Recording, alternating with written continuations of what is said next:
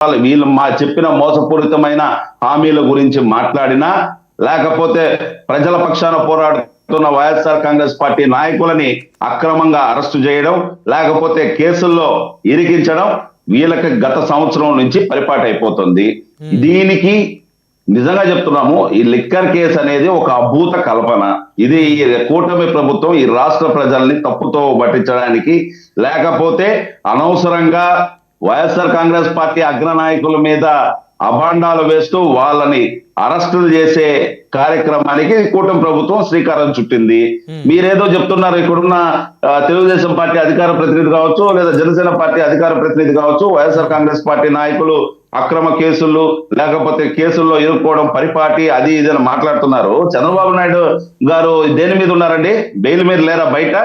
మొన్నటి జరిగిన ఓటుకు నోటు కేసులో ఈ రాష్ట్రం మొత్తం, ఉమ్మడి రాష్ట్రం మొత్తం చూసింది. దానికి నిందితులు, దానికి కారకులు ఎవరు అనేది దాని మీద లేడా బయట? అంతకుముందు